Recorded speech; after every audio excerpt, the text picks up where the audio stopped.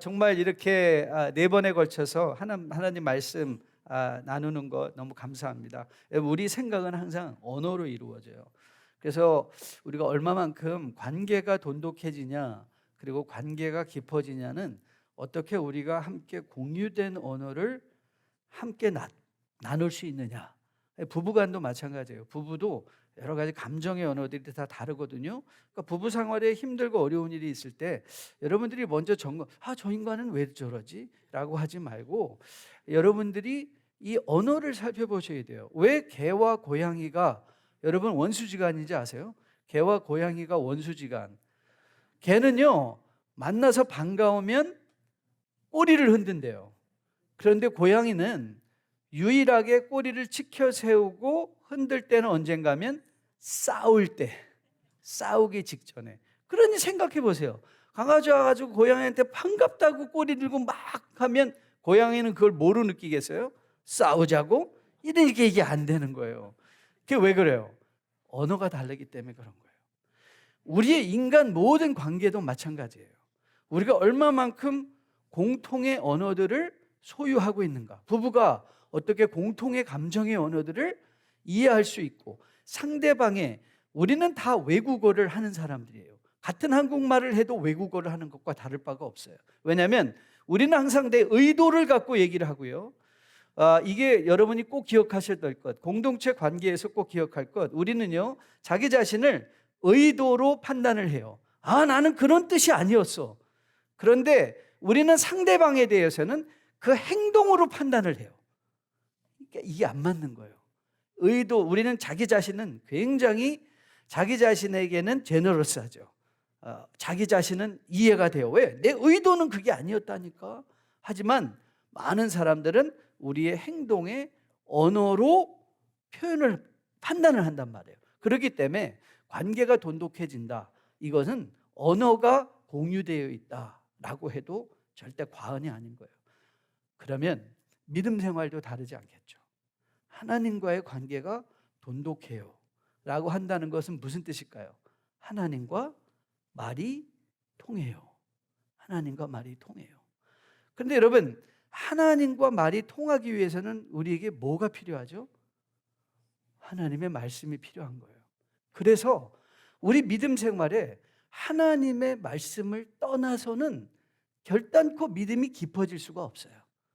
우리 아이들이, 자녀들이 성장한다는 것, 그 추이 과정을 여러분 자세히 보세요. 자세히 보시면 이 아이들이 자기 감정을 어떻게 자기 말로 articulation, 제대로 설명하는가, 그게 이 아이가 자라가고 있다는 것에 그 특징이 되고 그것이 증거가 될 수 있는 거예요. 하나님의 백성들도 새로운 생명으로 거듭나잖아요.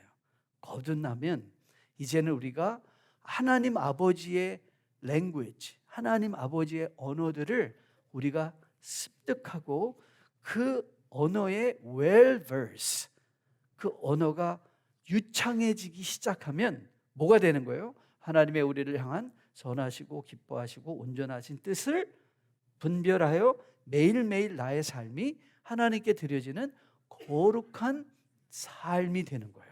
그게 우리가 살아낼 수 있는 유일한 길이에요. 그래서 하나님께서 우리에게 주신 게 하나님의 말씀인 것이죠. 저는 우리가 계속해서 여러분을 도전한 것처럼 이 하나님의 말씀이 여러분께 가까이 있게 되기를 주님의 이름으로 축복드립니다. 그리고 여러분 또 오해하시면 안 돼요. 성경은 절대 재미있는 책이다 아니다? 아니에요. 그렇지 않아요. 절대 재미있지 않아요.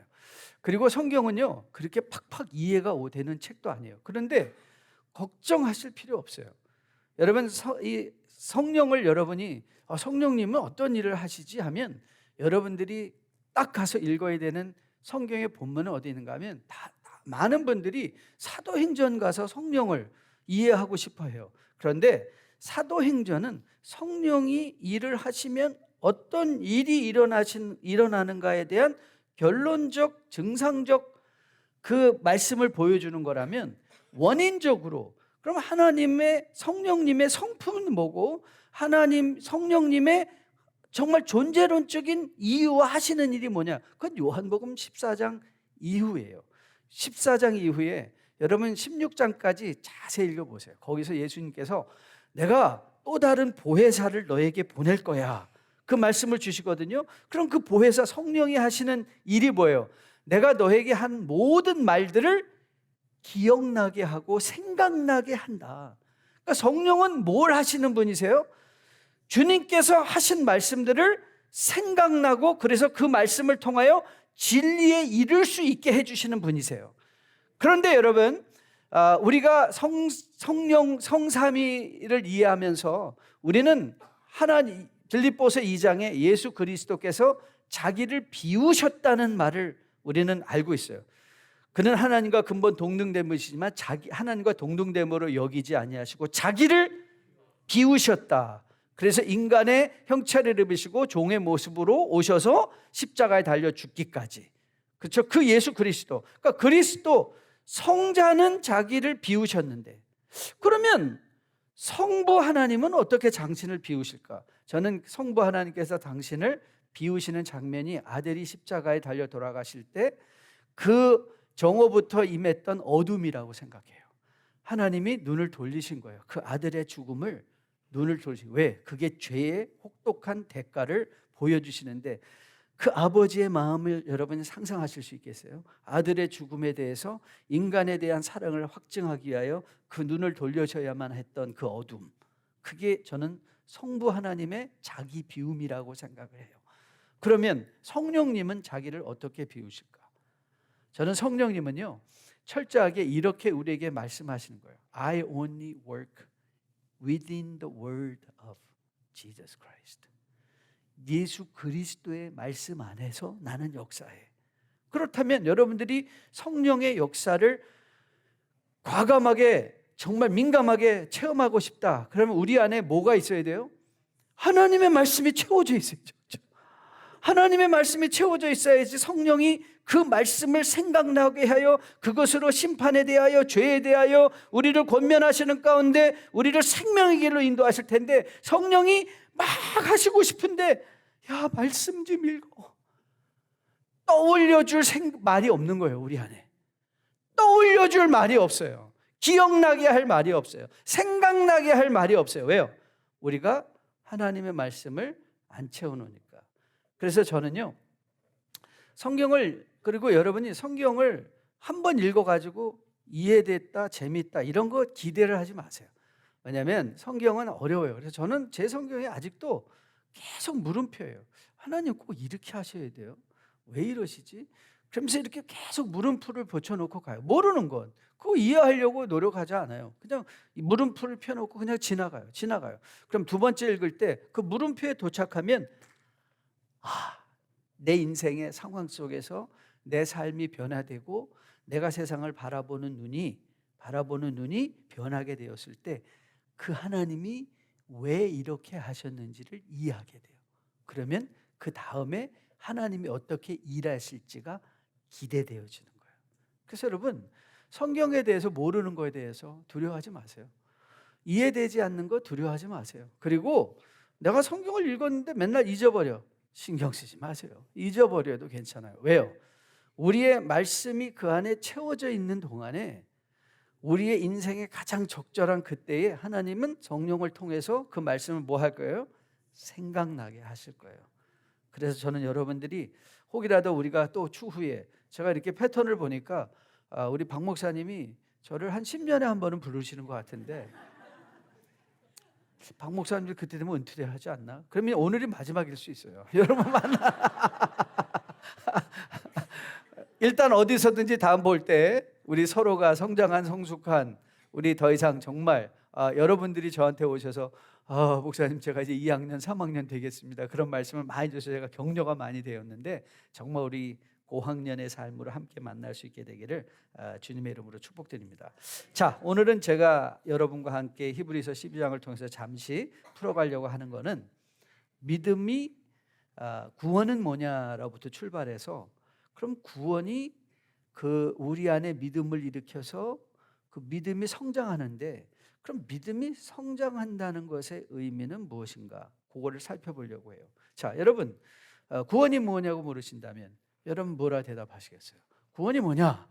그랬더니 어떤 분이 구원? 그랬더니 세교 환영회 모임 중이었던 것 같아요. 그분이 어떤 분이 그거 10원에서 1원 뺀 거 아니에요? 딱 뭐 그렇지 뭐 수준이. 근데 여러분 구원 사실 그게 참 애매해요. 그렇죠? 아니 구원이 도대체 뭘까? 제가 산호세에서 목회할 때 산호세는요 젊은 우리 남자들에게는 골프의 천국이에요. 골프의 천국. 그래서 정말 시도 때도 없이 아무 때나 1년 내내 골프 칠 겨울이 없으니까 매일 골프 칠 수 있는 데가 이제 산호세예요. 제가 32살에 교회를 개척하고 교회가 이렇게 자라가면서 이제 저보다 한 20년 연상의 그 아저씨들이에요. 그러니까 아저씨들이죠. 그때 50 넘은 분들이니까. 그런데 여러분 믿음으로 거듭나면 어린아이와 같다는 말 정말 맞는 것 같아요. 아저씨들이 정말 유치해요. 막 어린애를. 그래가지고 저가 지나가면서 저한테 와서 이래요. 목사님 저 친구 지난주 교회 안 왔대요. 골프 치러 갔어요. 그리고 막 도망가요. 쫓아가고 유치하기가 그지없어요.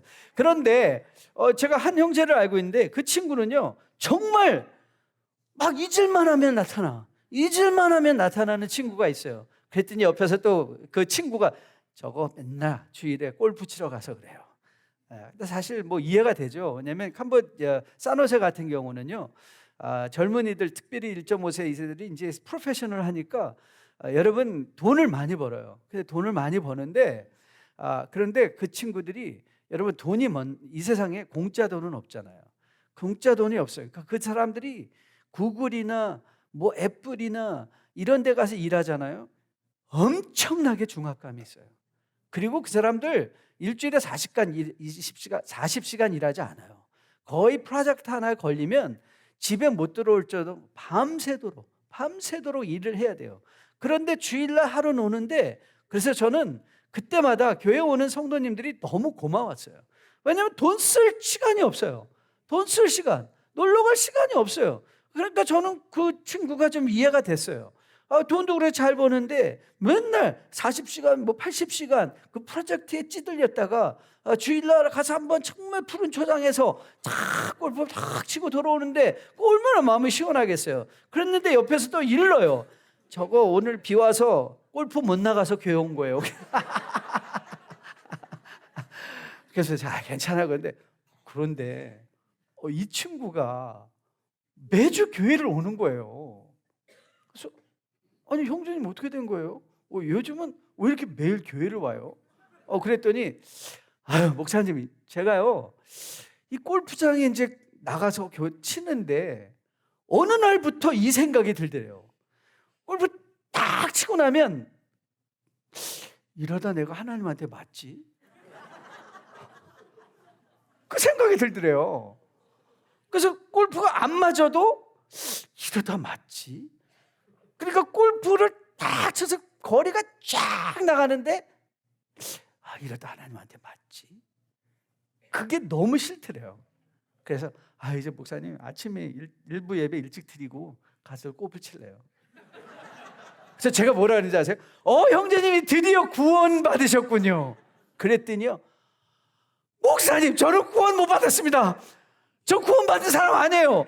저 오해하지 마세요. 저는 여러분 생각에 이 형제가 구원 받았을까요? 못 받았을까요?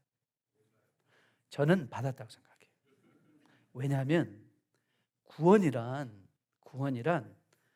생명의 감각이 깨어나는 거예요. 하나님이 무서워지기 시작한다. 여러분 한번 생각해 보세요. 여러분 아이들한테 이거 실험 저는 많이 해봤거든요. 여러분 갓난아기 있는 저 부모님들이 계시면 그 갓난아기들한테 한번 물어보세요. 야, 너 살았니 죽었니? 그 애들 뭐라고 할까요? 밥이나 주세요. 그러니까 여러분 한번 아이들이 보통 몇 살이 되면 이 아이들이 나는 살았다고 자기 자신을 설명할 수 있을까요? 그런데 여러분 놀랍게도 하나님께서 구원을 설명하실 때 요한복음 3장에 가면 니고데모와의 대화 속에서 사람이 거듭나지 아니하면 하고 하나님이 우리 구원을 뭐로 비유해서 알려주시는가 하면 생명의 거듭남. 그래서 우리가 born again이라는 말을 쓰잖아요. born again이라는 말을 써요. 그 말의 의미는 우리가 마치 구원받아 거듭나는 건 새로운 생명이 태어나는 것. 그렇다면 모두 우리는 동일시할 수 있어요? 과정도 동일시할 수 있어요. 어린아이처럼 신령한 하나님의 젖을 사모하라. 그게 베드로의 권면 아닙니까? 젖을 사모하라. 그러니까 성경은 모든 곳에서 우리의 구원의 과정을, 여정을 생명의 거듭남과 생명의 자람으로 설명을 해주고 있는 거예요. 그래서 여러분, 많은 경우에 우리가 구원파들이 있었잖아요. 구원파들은 이렇게 물어봐요. 눈을 일단 딱 맞추고, 여러분들은 안 하셨는데 한번 해보실래요? 옆에 있는 사람에게 눈을 마주쳐 보세요. 이게 상당히 민망해요. 그렇죠. 그렇죠. 그래서 하여튼 뭐 수련회 가가지고 뭐 좀 안 되면 일단 두 분 손잡고 얼굴을 마주보고 하라고 그러면 사람들이 다 그냥 막 꽂고 죽으려고 그래요. 이게 너무 민망하니까. 그런데 인간이요, 눈을 딱 당신 구원 받았어요? 못 받았어요? 받았으면 언제 받았어요? 그러면요 갑자기 딱 캥겨요. 그래가지고 자기 잘못한 게 막 떠오르는 거예요. 나 구원받은 거 맞아. 그리고 자, 여기에 자기 생일을 나는 확실하게 알고 있다 하는 분 손 들어보세요. 내 생활을 확실하게 안다. 여러분 너무 정직하세요. 맞아요. 여러분 생일을 맨날 몇 시에 떼어놨더니 여러분들이 그날 기억하는 분 계세요? 나 어머니 이제 저 나갑니다. 나왔더니 너무 세상이 추웠어요. 너무 힘들었어요. 막 뒤에서 내 궁뎅이도 때리고 왜 나를 때리는 그거 기억나세요? 네. 우리 생일은 누군가 얘기해줘서 알았어요. 그렇죠? 여러분, 구원이 새로운 생명이라는 것, 우리는 내 구원을 잘 설명을 하지 못해요. 왜냐하면 내 삶에 캥기는 것들이 많으니까. 그래서 그 형제는 어쩌면 하나님을 모르는 게 아니라 자기가 구원받을 수 있다는 거에 대한 확신이 없는 거예요. 왜? 자기가 보이니까. 그리고 뭐가 보이니까? 하나님의 거룩하심이 보이니까 자기 자신에 대한 확신이 들지 않는 거예요. 내가 구원받을 수 있다고. 그런데 여러분, 구원받았다는 건, 여러분 우리 자녀들이 살아있다는 걸 어떻게 알아요? 제가 우리 아들이 87년생인데요. 그때 타임지 매거진에까지 실렸던 한 가지 사건이 있었어요. 그게 뭐냐면 Sudden Death Infant Syndrome이라는 게 있었어요. 그러니까 아이들이 그냥 자다가 죽는 거예요. 그게 타임지의 커버까지 나왔어요. 얘들은 왜 죽냐? 그래서 뭐 여러 가지 말들이 많았어요. 애들을 엎혀 재우니까 거기에 뭐 일산화탄소 파켓이 형성돼 가지고 너무 침대 푹신한데, 그래서 우리 부모님들은 뭐 짱구 되면 여기 플랫 되면 안 된다고 맨날 뒤집어 재우다가 그달 이후는 다 거꾸로 재우고 그러죠. 막 그랬거든요. 근데 그때 제가 우리 아들이 태어났는데, 여러분 아이가 처음 태어나면 두렵잖아요, 부모님들이. 그래서 이게 잘 자고, 근데 갑자기 저거 죽은 거 아니야? 그래서 어떻게 해요? 가서 찔러보죠. 그럼 깨는 거예요. 그러면 아내한테 엄청, 애도 안 봐주면서 왜 자는 애 깨우냐고 엄청 혼나는 거죠. 그런데 살아있는 건 뭐 하게 돼 있어요? 감각하게 돼 있어요. 반응하는 거예요. 구원은 뭐냐? 반응하는 거예요. 뭐에? 하나님께 반응이 돼요. 하나님이 때로는 무서워지기도 하고요, 하나님이 두려워지기도 하고, 하나님이 좋아지기도 하고, 그런 감정이 계속해서, 그리고 하나님이 또 뭐도 돼요? 의심도 되어지는 거예요. 하나님 계신 거 맞아. 이런 감정의 기복들이 반복되는데, 구원의 분명한 한 가지 사실은 뭐냐면, 내가 하나님, 여러분 주변에 의심하는 분들, 하나님 의심하는 분들, 여러분 너무 탓하지 마세요. 하나님이 안 계시면 왜 의심하겠어요? 의심이라는 거는요, 믿음의 이면이에요. 의심이 없으면 믿음이 생길 수가 없어요. 우리는 의심하죠. 그런데 하나님은 그걸 어떻게 해주세요? 확인시켜 주세요. 하시면서 우리가 생명이 거듭나 자라가면서 어떤 일이 생기느냐, 그때부터 우리는 세상을 바라보는 눈이 달라지는 거예요. 그래서 세상을 우리가 믿음이 성장한다는 것의 의미는 뭐냐? 우리가 세상을 바라보는 기대감이 달라진다. 왜? 이제는 설명할 수 있으니까.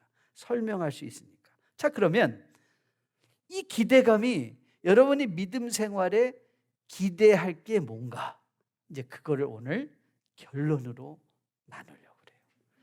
예수님을 깊이 생각하는 사람, 그 예수님과 함께 동행하는 사람들은 이 세상을 살아가면서 뭘 기대할 것인가. 자, 3절 다시 봅니다. 자, 3절 다시 한번 볼게요. 히브리서 기자가 똑같은 말을 우리에게 반복합니다. 같이 읽습니다. 시작. 너희가 피곤하여 낙심하지 않게 하여 죄인들을 이같이 자기에게, 자, 생각하라라는 거 우리가 어디에서 또 보았죠? 3장에서 봤잖아요. 3장에서 천사보다 뛰어나시고 모세보다 뛰어나신 이 예수를 깊이 생각하라. 오늘 12장에서도 똑같은 말이 다른 말로 반복됐어요. 생각하라. 그런데 오늘 12장에서 히브리서 기자가 우리가 생각할 예수님의 모습은 어떤 모습인가를 한번 보세요. 그 예수님의 어떤 모습이 부각되어 있는가? 죄인들의 거역함을 참으신 일을 생각하라. 그러니까 예수님은 어떤 분이었어요? 세상의 거역함을 견뎌내신 분이시다. 견뎌내신 분. 실질적인 삶의 현실 속에서 피곤함과 낙심을 참으신 예수를 생각하라, 이 말이에요. 그러면 이거를 우리는 어떻게 이해할 수 있을까요? 여러분, 이 말이 예수 그리스도를 닮아가고자 하는 성도들의 현실을 교훈하는 거예요. 그 현실이 뭐냐? 믿기 때문에 매일 마치 샴페인에 버블 튀듯이 나는 기뻐요, 정말 기뻐요, 맨날 기뻐요.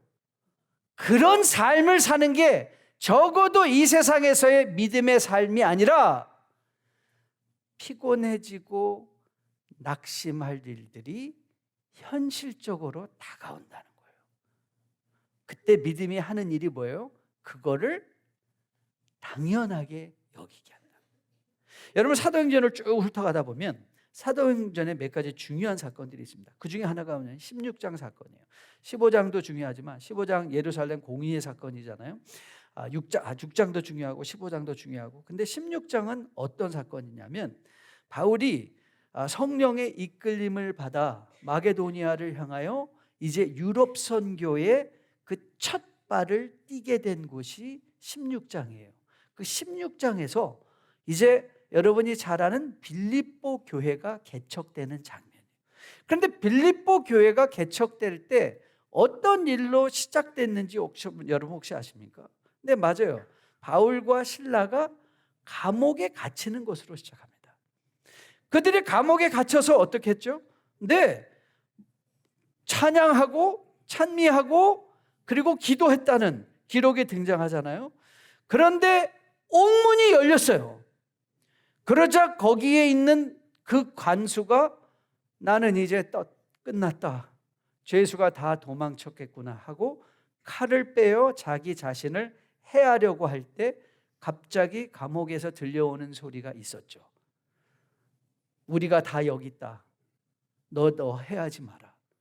그 사건이 그 로마의 간수의 마음을 움직였죠. 그래서 빌립보 교회의 초대 개척 멤버가 그 로마의 간수였어요. 귀신 들린 여종과 루디아가 빌립보 교회 개척 멤버들이었어요. 자, 오늘 제가 여러분에게 주의를 환기시키고 싶은 거는, 여러분, 우리가 그런 바울과 실라가 옥에 들어갔다라는 것은 무슨 뜻이에요? 그건 우리가 고난이잖아요.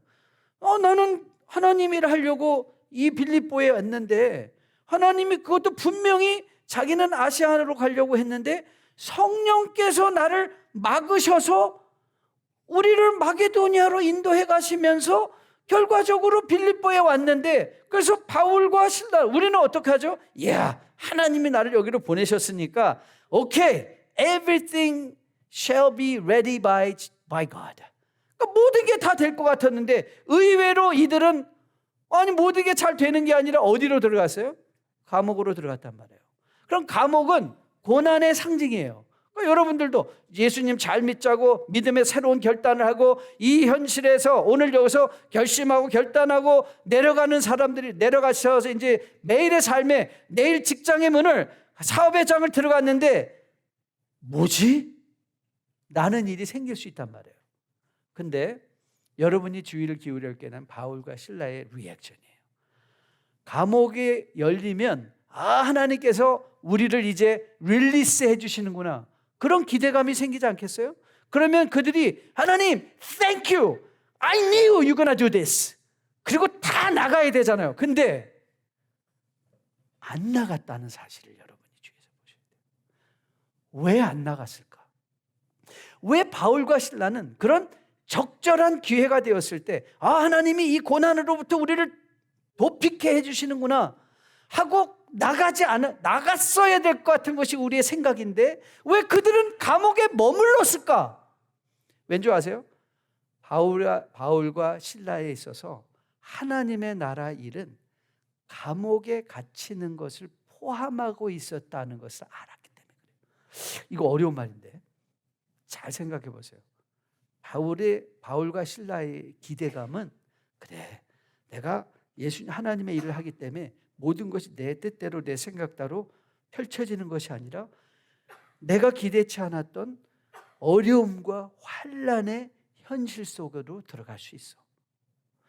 저는 기쁨의 교회에 속한 여러분들이 믿음의 생활에 대한 열심을 내기 위한 그 헌신 이후에 여러분들의 삶에 혹 일어날 고난스러운 일에 대해서 저는 여러분이 놀라지 않기를 주님의 이름으로 축복드립니다.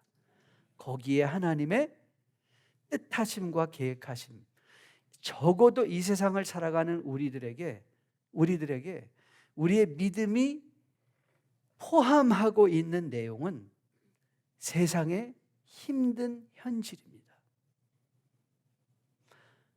나는 열심히 믿고 잘 살아보려고 하는데 왜 내 상황은 이렇게 꼬이지? 아니 왜 내게는 이렇게 피곤한 일, 낙심할 일들이 생기지? 그러면서 일어나는 일이 뭔지 아세요? 나 믿음 있는 거 맞아? 나 하나님 자녀, 하나님 아들, 하나님 딸인 거 맞아? 의심이 들어와요. 나 구원받지 못했나? 그런데 거기까지는 못 나가요. 구원받지는 못했나? 그 구원은 받은 건 알아요. 하나님이 계신 건 알아요. 그런데 내가 자꾸 연속되는 고난 속에서 우리 안에 생기는 감정이 뭔지 아세요? 피해의식이에요.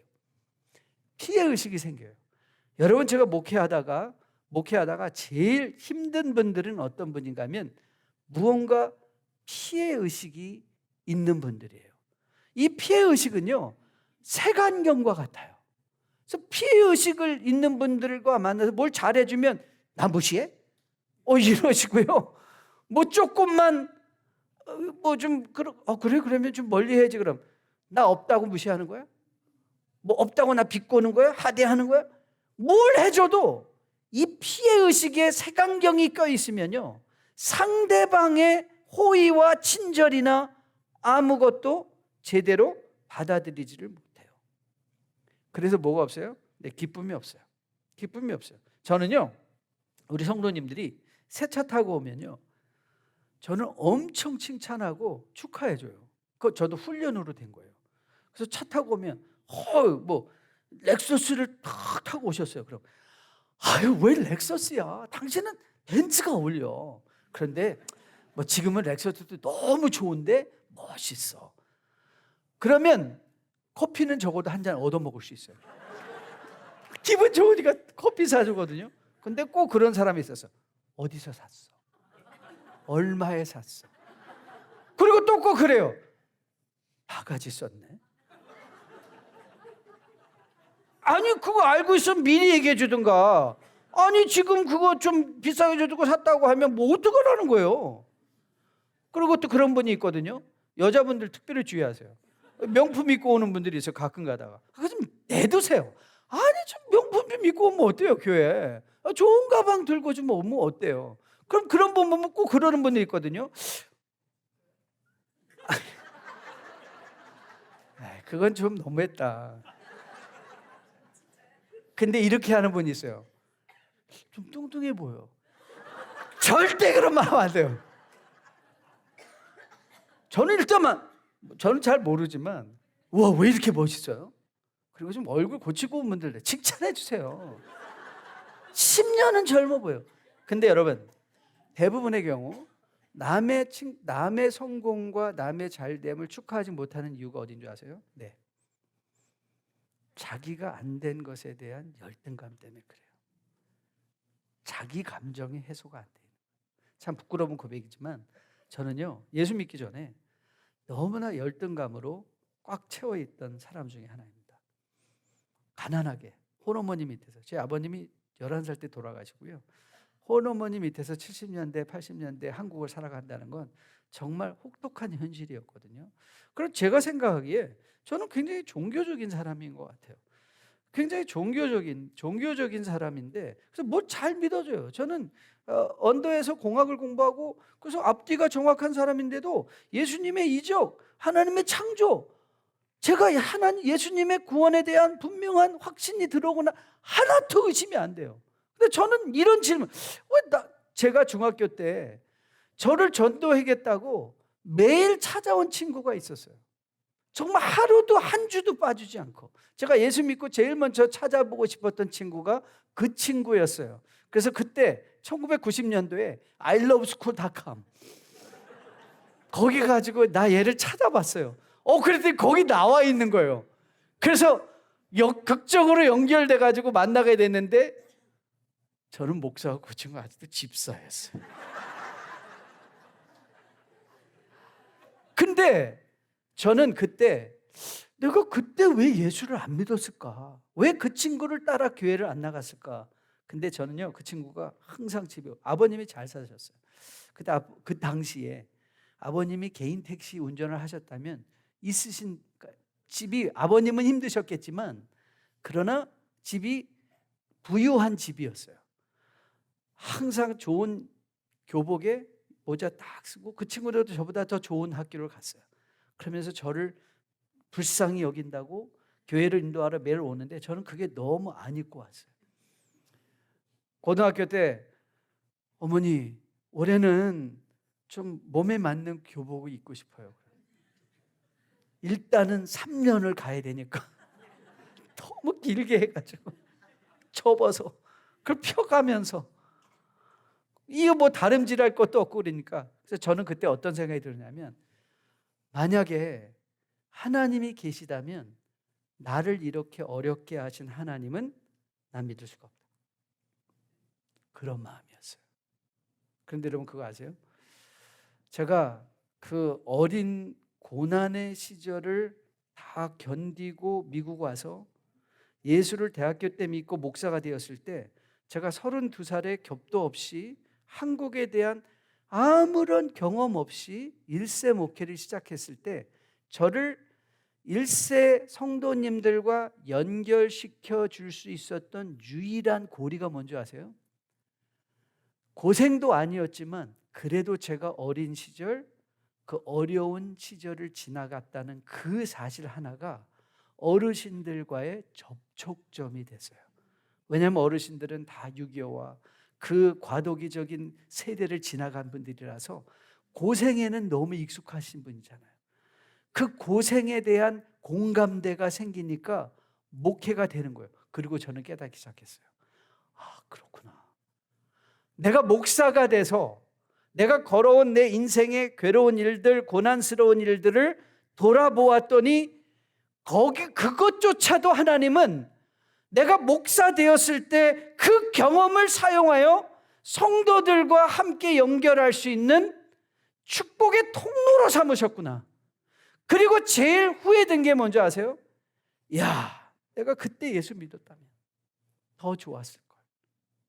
그 고난의 현실 속에서 오히려 그걸 감사하고 그 가운데 하나님이 피할 길을 열어주신다는 고린도전서 10장 13절의 말씀을 마음에 기억하며 그 하나님을 신뢰할 수 있었다면 아마 저는 여기 없었을 거예요. 더 멋진 사람이 되어서 여러분들이 초대하지 못할 그런 사람,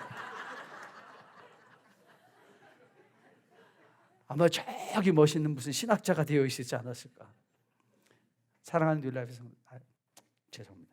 기쁨의 교회 성도 여러분, 하나님은 실수하지 않는 하나님이십니다. 그리고 믿음이 성숙한다는 건 그 하나님이 믿어지고 신뢰되어지기에 고난의 현실 속에서 포기하거나 낙마하거나 남 탓하지 아니하고 오히려 그 고난까지도 끌어안고, 마치 바울과 실라가 그 감옥까지도 끌어안고 거기서 오히려 감사하고 거기서 오히려 기뻐하고 거기서 오히려 찬송했던 것처럼 여러분의 믿음의 여정 가운데 여러분을 짜증나게 하고 힘들게 하고 여러분들을 실망하게 하고 낙심하게 하는 일이 혹 생긴다 할지라도 성경이 우리에게 약속하신 바 그 아들의 위대한 희생이 나를 위한 희생임을 알고 거기서 오히려 감사하고 기뻐할 수 있는 여러분 되시기를 주님의 이름으로 축복드립니다. 그런데 여러분, 하나님이 왜 그러면 우리에게 이런 고난과 피곤한 일들을 허락하실까? 여러분, 히브리 공동체도 힘들고 어려운 일을 지나가는데 오히려 히브리서 기자는 이렇게 말합니다. 자, 4절인데요. 너희가 죄와 싸우되 아직 피 흘리기까지는 대항하지 아니하고, 5절 같이 읽어볼까요? 또 아들들에게 권하는 것 같이 너희에게 권면하신 말씀도 잊었도다. 일렀을 때 내 아들아 주의 징계하심을 경히 여기지 말며 그의 꾸지람을 받을 때에 낙심하지 말라. 여러분, 저희 아들들이 저희 자녀들이 어렸을 때 쿠몬 수학 시켰어요. 쿠몬 수학 아시죠? 그거 가다가 이거 이제 다 푸는 거잖아요. 풀어가지고 갖다 주면 이제 채점해서 보내는 거. 어느 날 집에 와서 봤더니 얘가 이제 더하기였던 것 같아요. 더하기 뺄셈 뭐 하고 있는데 발가락에 손가락까지 하면서도 그걸 못 하고 있는 거예요. 여러분, 남의 자식이 희한하죠? 남의 자식이 못하면요 가서 야, 너 잘할 수 있어. 자, 다시 한번 설명해 줄게. 그리고 해봐. 내 자식이 못하면요 일단 성질이 나요. 그래, 일단 야, 너 지금 그것도 못하냐? 그래가지고 어느 날 제가 그걸 뺏어가지고 제가 다 했어요. 갖다 줘. 100점 맞아왔어요. So what? 그게 누구의 100점이에요? 여러분, 오늘 보세요. 하나님이 우리를 꾸지르신대요. 피곤한 일을 보내주신대요. 그런데 그게 징계하기 위함이다. 근데 사실 이 징계라는 단어를 여러분이 헬라어적 관점에서 잘 이해하셔야 돼요. 징계라는 말의 헬라어 표현은 파이디아스예요. 파이데오. 근데 이 파이라는 말이 우리가 이 파이라는 이 앞에 부분의 전미어에서 사실 pediatric 할 때 그 PE가 이 헬라어 말에서 나온 거예요. 그러니까는 파이라는 말은 어린아이예요. 데오라는 말은 만들기예요. 그러니까 징계한다는 말을 우리가 굳이 말을 풀어서 설명한다면 아들 만들기예요. 딸 만들기, 자녀 만들기. 그러니까 우리가 징계가 힘들고 어려운 일이지만 그런 일을 통해서 뭐 해야 되는 거예요? 그걸로 하나님은 우리를 만들어 가고 계신 거예요. 맞아요. 채찍질은 아파요. 맞는 건 아파요. 피곤하게 낙심하는 일들을 세상에서 지나갈 때 우리는 힘들어요. 포기하고 싶어요. 하지만 그것을 이제 더 이상, 이거는 하나님의 우리의 인생을 다스리는 하나님의 손길이야. 하나님이 나를 대우하시는 거야. 우리를 하나님의 아들과 딸로 만들어 가시는 거야. 그게 하나님을 신뢰하는 거예요. 즉 여러분 인생에 지금 여러분 중에 힘들고 어렵고 낭망스러운 일들을 지나가고 계신 분들이 계실 거예요. 그런데 여러분 그거 아세요? 하나님은 그 모든 일을 다 알고 계시고 사실은 그 일을 위하여 우리 하나님은 벌써 아들을 십자가에 달려 죽게 하시며 그 아들의 죽음을 견디지 못하여 그 정오부터 3시까지 어두움으로 그 아버지의 그 마음을 우리에게 표현해 주셨어요.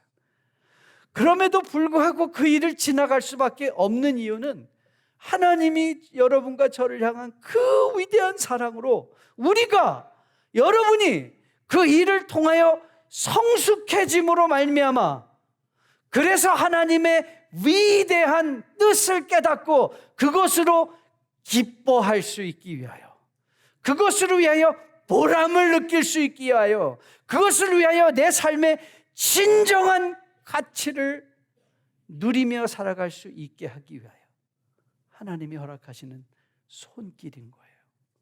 저는 여러분이 이 하나님을 여러분의 매일의 삶의 현실 속에서 꼭 만나실 수 있게 되기를 주님의 이름으로 축복드립니다. 여러분, 우리 인생에 일어나는 어떤 일도, 어떤 것 하나도 하나님의 계획 밖에서 벗어난 일 정말 없습니다. 그리고 저는 비록 짧은 믿음의 생활, 제가 이제 목회 시작한 지 86년부터 88년에 풀타임 목회를 시작해서 지금까지 목회하면서, 맞습니다, 고난스러운 일 참 많았습니다. 힘들고 어려운 일 참 많았습니다. 목회자가 돼서 제일 이런 거는 많이 얘기할 수 없는 일이지만, 저도 제 자신을 조금 나누면, 여러분, 목회자에게서 가장 저에게 많이 힘들었던 건 어느 순간에 제 마음에 많이 멍이 들었다는 걸 깨닫게 됐어요. 그래서 내 마음에 왜 이렇게 멍이 들었을까? 왜 나는 목회를 하면서 이렇게 마음이 많이 아팠을까? 그런데 돌이켜 보니까요, 제가 30년 동안 목회를 하면서 저는 항상 성도들의 나쁜 소식을 가장 먼저 듣는 사람이었어요. 가장 그 소식을 먼저 들어요. 그러니까 그게 마음에 멍이 들어요. 암에 걸렸어요. 우리 아이가 지금 힘들어요. 전 아직도 기억이 나요. 밤 11시였었는데 갑자기 전화가 왔어요. 일정 무슨 거의 2세 가까운 형제였는데, Pastor, my daughter died. 그래서 우리 아내랑 11시에 꾸려가지고 나갔어요. 가슴이 벌렁벌렁. 가서 그 아이들을 그 형제 집에 딱 들어갔는데, 제가 가는 순간에 그 시신이 나가고 있는 그 장면에 들어가서, 여러분은 무슨 말을 해주시겠어요? 12살짜리 무슨 말을 해주면 그 부모에게 위로가 될 것 같아요? 아무 말도 못했어요. 그냥 같이 울었어요. 그런데 돌이켜 보니까 그게 마음에 멍이 됐어요. 그러니까 여러분, 맨날 나쁜 소식만 먼저 알지 마시고 좋은 소식 좀 나눠주세요. 좋은 소식은 지들끼리 다 누리고, 아주 안 좋은 소식일 때만 하면 우리 박성일 목사님 마음도 멍들 수 있어요. 이분은 위대한 분이라 멍 안 들 수도 있지만. 그런데 여러분, 그 멍듦 속에서 제가 생각해 봤어요. 그랬더니, 여러분 찬양하자. 얼마나 아프실까 하나님 마음은, 아들이 십자가에 달려 돌아가셨을 때. 근데 여러분, 그 멍듦을 통해서 그 아버지의 마음이 눈꽃만큼 느껴지기 시작했어요. 그러니까 그게, 하나님은 그 일을 통해서 저를 조금씩 만들어가고 계신 거예요. 그러고 보니 이제 하나님 너무 힘들었어요, 너무 피곤했어요 라고 했던 말들을 많이 회개하고, 하나님 감사해요, 그 말을 할 수 있게 되었어요. 그리고 저는 여러분의 인생에 일어나고 있는 그 고난스러운 힘든 많은 일들, 그 가운데 낙심하지 마시고 절망하지 마시고, 이 일 뒤에 일하실 우리 아버지의 놀라운 사랑을 힘입어 다시 한번 마음의 큰 위로와 격려, 도전받는 여러분 되시기를 주님의 이름으로 축복드립니다. 징계는 하나님의 대화하심인데, 그런데 우리가 그 징계에 대해서 할 일이 있어요. 그 할 일이 뭐냐? 이게 굉장히 중요합니다. 자, 본문 11절인데요. 11절을 보면 이렇게 나와 있어요. 무릇 징계가 당시에는 즐거워 보이지 않고 슬퍼 보이나 그 후로 말미암아 연단받은 자들은 뭐다? 의와 평강의 열매를 맺는다. 그러니까 우리의 고난은 그 고난으로 끝나는 게 아니라 그 고난 뒤에 뭐가 있다는 거예요? 의와 평강의 열매가 반드시 있어요.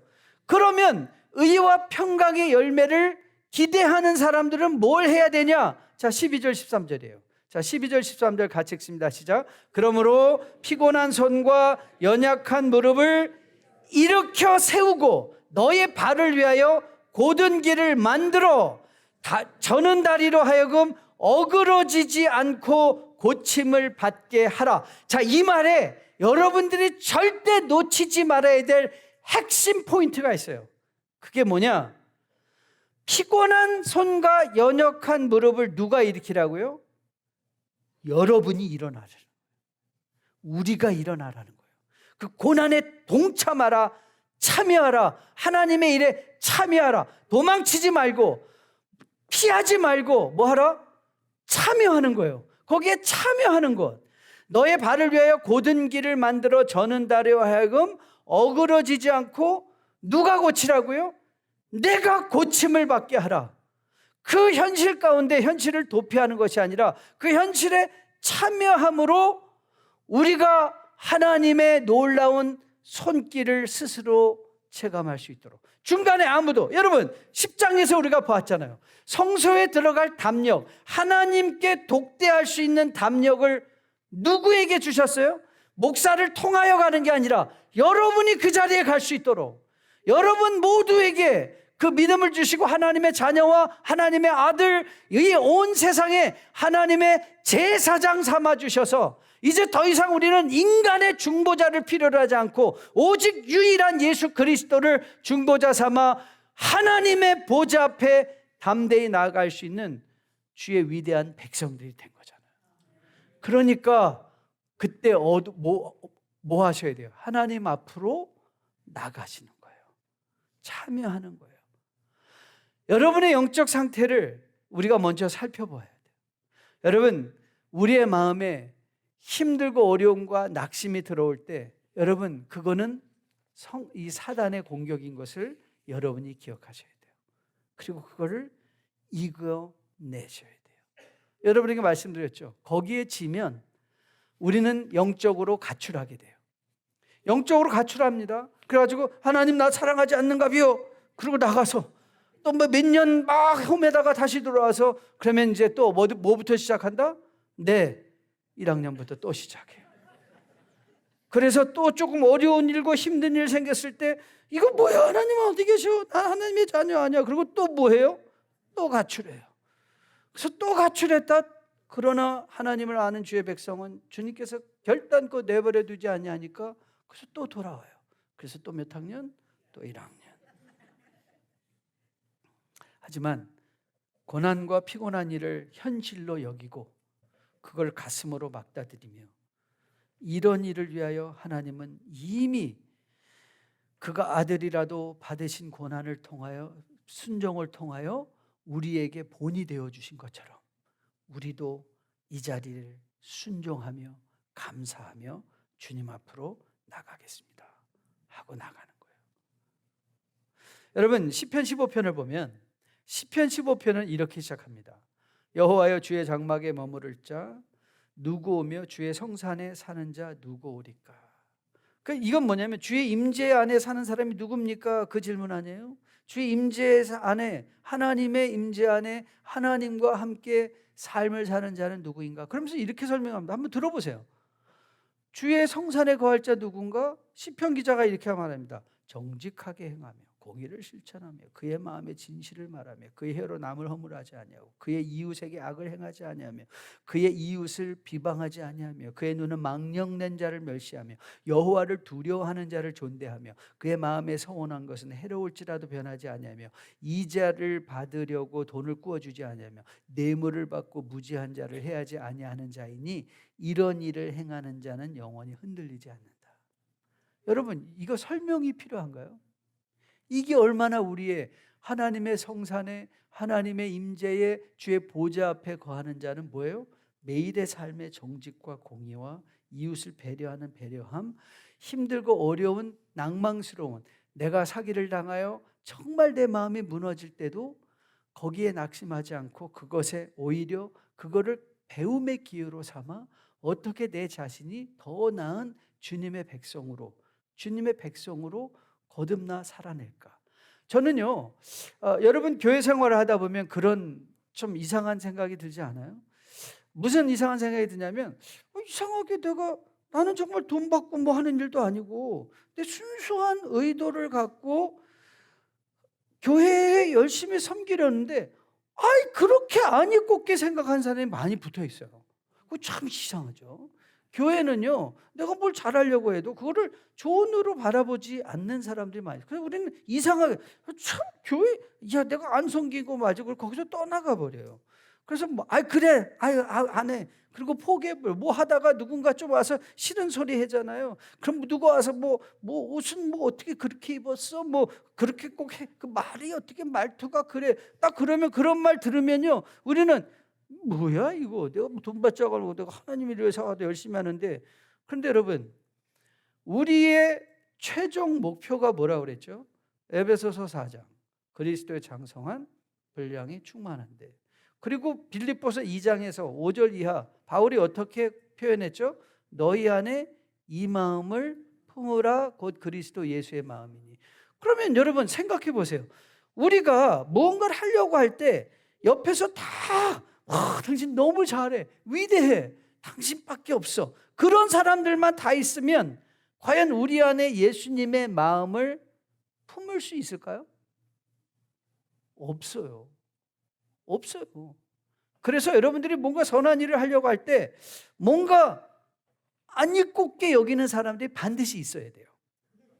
그거는 필수예요. 필수. 그러니까 교회는 그런 사람들이 꼭 있어요. 지는 아무것도 안 하면서 비평하는 사람 없으면 안 돼요. 왠지 아세요? 그 사람은 나름대로 중요한 기능을 해요. 내가 과연 예수님의 마음으로 이 일을 하는가? 자기 손에 못을 박는 일을 향하여 아버지 저들을 용서해달라. 정말 자기를 위하여 멸시하고 천대하는 그들을 위해서 목숨을 드릴 수 있나? 그거야말로 예수님의 마음을 본받을 수 있는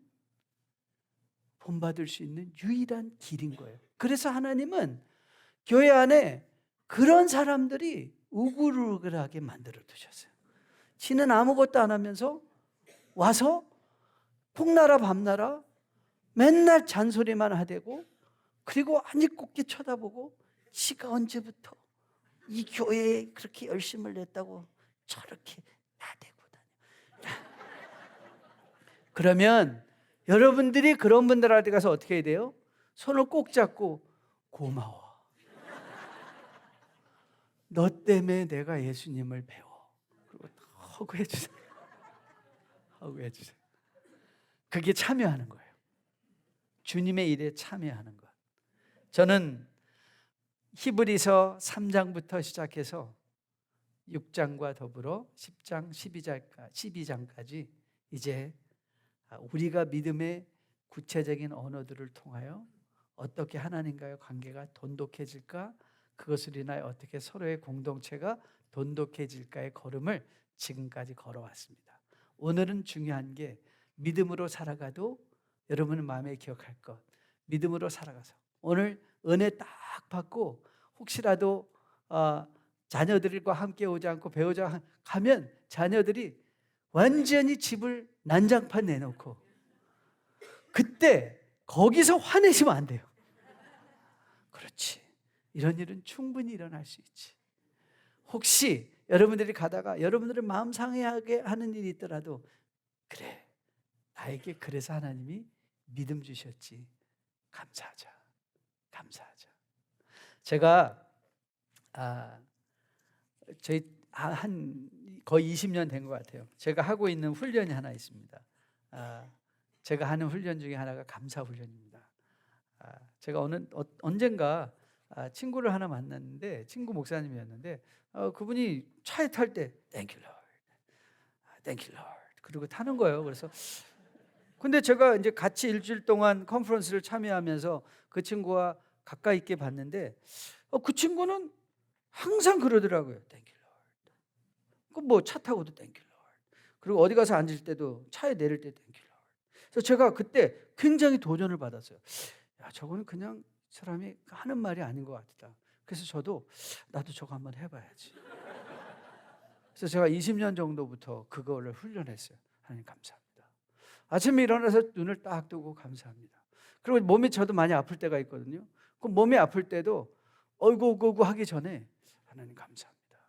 그리고 교회에서도 어려운 일이 많이 생기거든요. 그때도 제가 감사 훈련을 했어요. 하나님 감사합니다.